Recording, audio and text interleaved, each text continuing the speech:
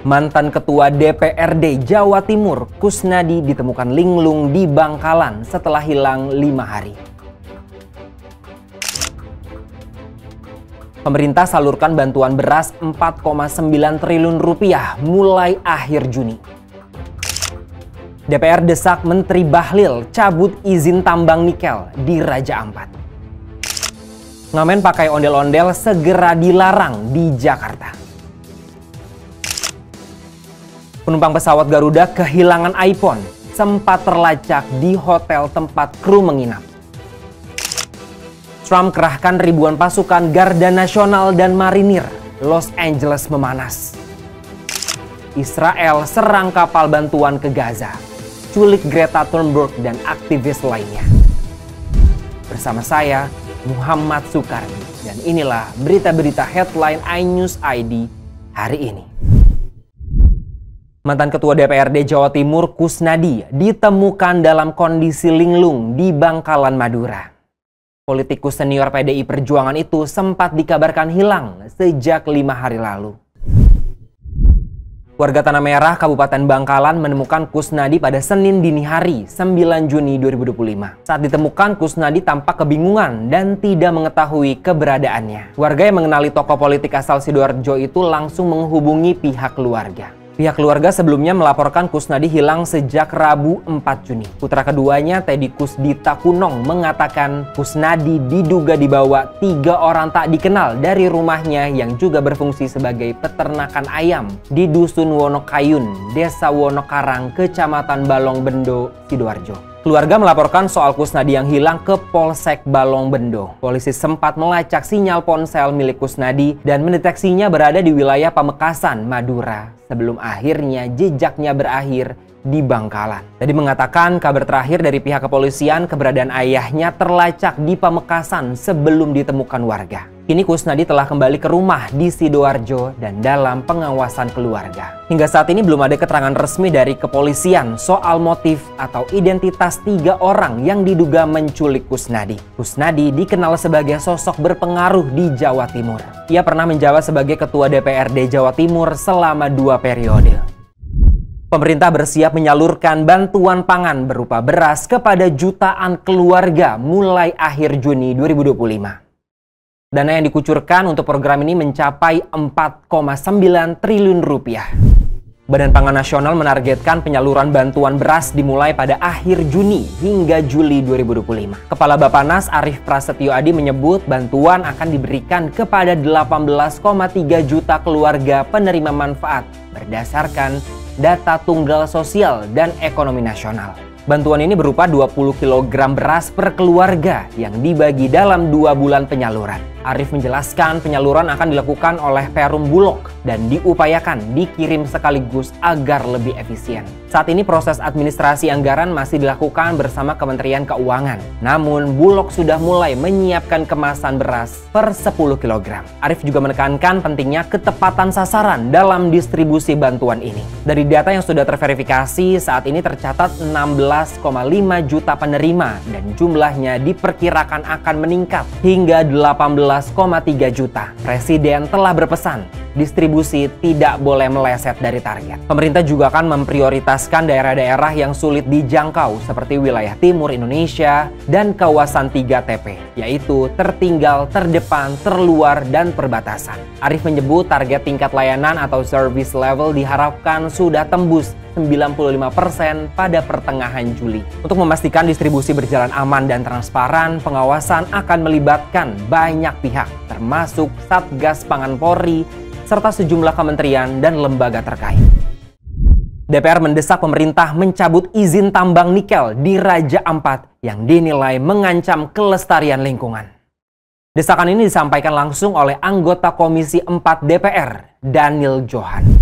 Menteri SDM Bahlil Lahadalia didesak mencabut secara permanen izin usaha pertambangan atau IUP perusahaan tambang nikel yang beroperasi di Raja Ampat. Daniel menegaskan pencabutan izin menjadi langkah terbaik untuk menghentikan aktivitas tambang di kawasan geopark tersebut. Raja Ampat merupakan ikon pariwisata Indonesia yang keindahannya harus terus dijaga. Aktivitas tambang justru akan menimbulkan kerusakan lingkungan yang tidak bisa dipulihkan. Daniel mengingatkan meskipun tambang menghasilkan pajak dan keuntungan, dampak jangka panjang terhadap alam jauh lebih merugikan. Menurut Daniel, negara seharusnya berpihak pada kepentingan masyarakat adat dan lokal, bukan semata-mata mengejar investasi. Kerusakan alam akan mengganggu kehidupan masyarakat setempat yang menggantungkan hidup dari kelestarian lingkungan.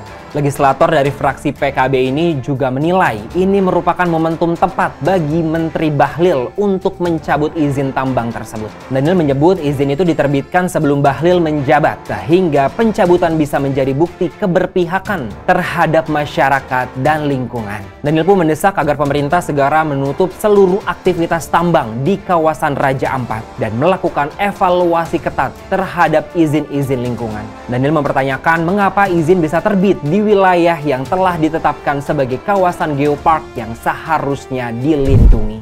Pemerintah Provinsi Jakarta tengah menyusun aturan larangan ngamen menggunakan ondel-ondel di jalanan. Peraturan ini ditargetkan terbit sebelum hari ulang tahun Jakarta pada 22 Juni mendatang.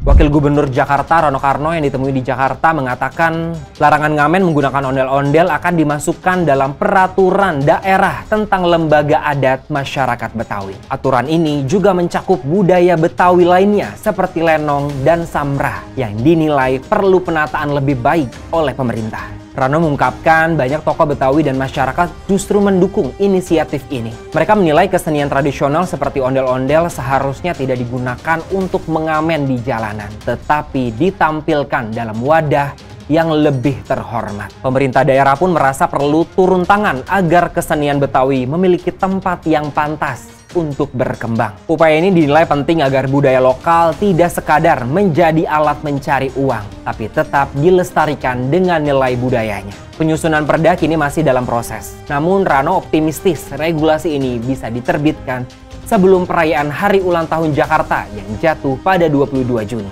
Rano berharap aturan ini menjadi langkah awal untuk menata wajah kesenian kota agar lebih berkelas. Dengan kebijakan ini, pemerintah Jakarta berharap ondel-ondel tak lagi identik dengan jalanan dan pengamen, melainkan sebagai ikon budaya yang dihargai dan dijaga bersama.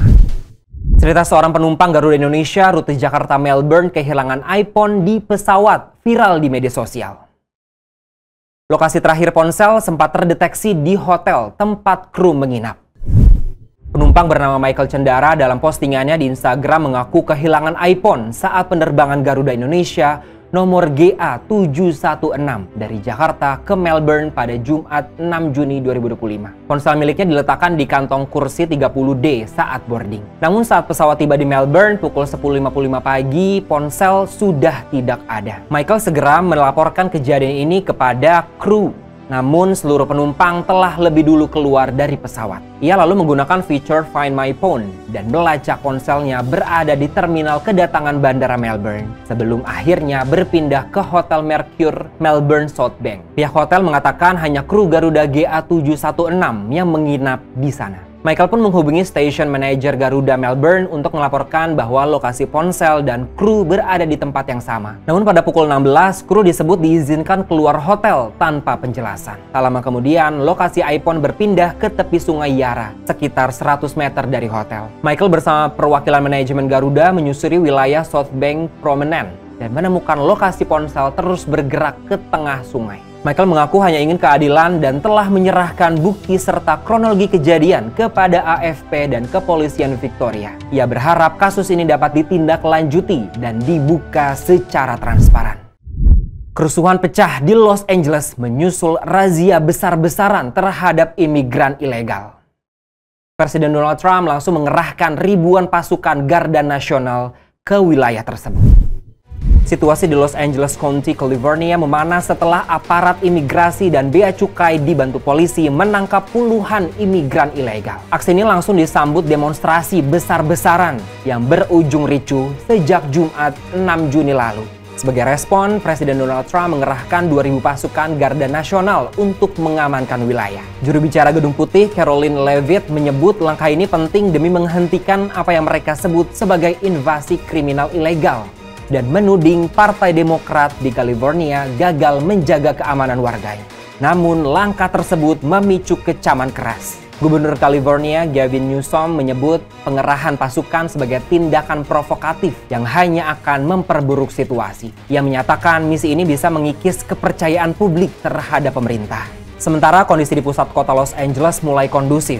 Wilayah di Paramount dan sekitar Compton masih bergejolak. Aksi kekerasan termasuk pembakaran mobil dan penyerangan terhadap petugas terus terjadi. Polisi dan sheriff setempat pun meminta tambahan personil pengamanan.